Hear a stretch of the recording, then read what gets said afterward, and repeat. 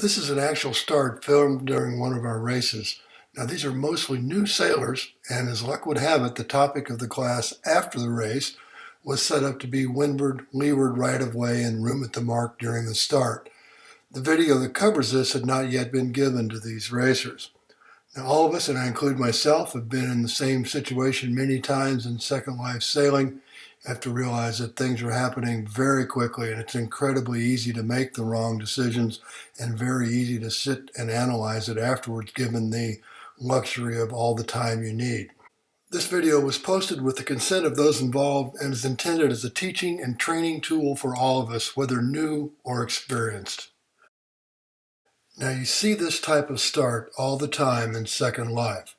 The wind is perpendicular to the start line at 18 knots. The fleet gathers off to one side and lines up so in order to come racing down to the start line on starboard tack and on a beam reach. Now once these boats turn inbound, they're going to be sailing just about as fast as the boat will sail. They typically bunch up, bow to stern, maybe an overlap or two thrown in to make it even more interesting. Now as I said earlier, this type of start succeeds only because no one gets in the way. This is the boat to watch because it is going to get in the way and do so with all of the right-of-way in the world. Quick review from the barging video. Green dashed line is the starboard lay line. The yellow zone is the barging caution zone. This shows the leeward overlap or red zone of the fleet as they come down the line. I'm just showing it for the lead boat, but obviously the rest of the fleet is overlapped on the leeward side. The intent of the racer is to turn up close hauled on the starboard lay line and cut the fleet off from the start line itself. Now remember, there is no right to room at the mark during the start. She times this start perfectly.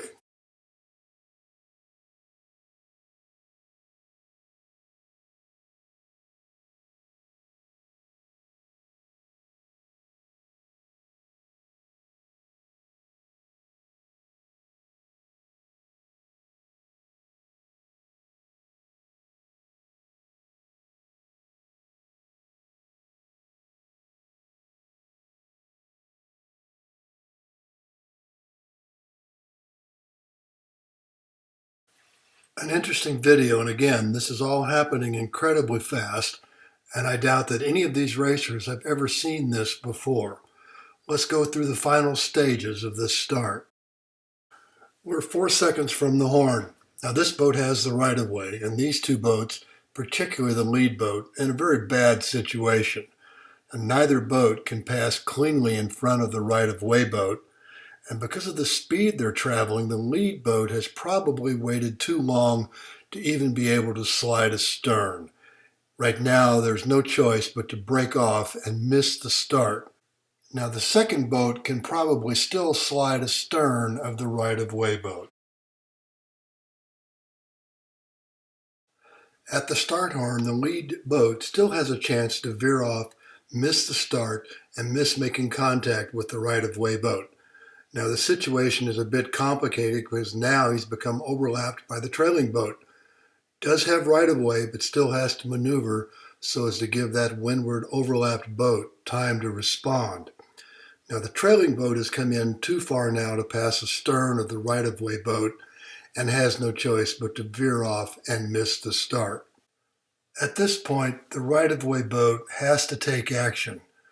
Now, once this boat sees that the other boats are not complying with the rules, then they are required to take action to avoid contact at all costs.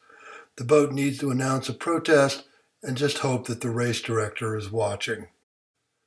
Well, I just couldn't resist the hat. I guess I have to have a little bit of fun.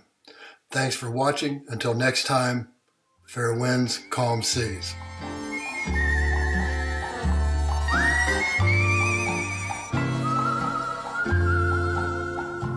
Happy trails.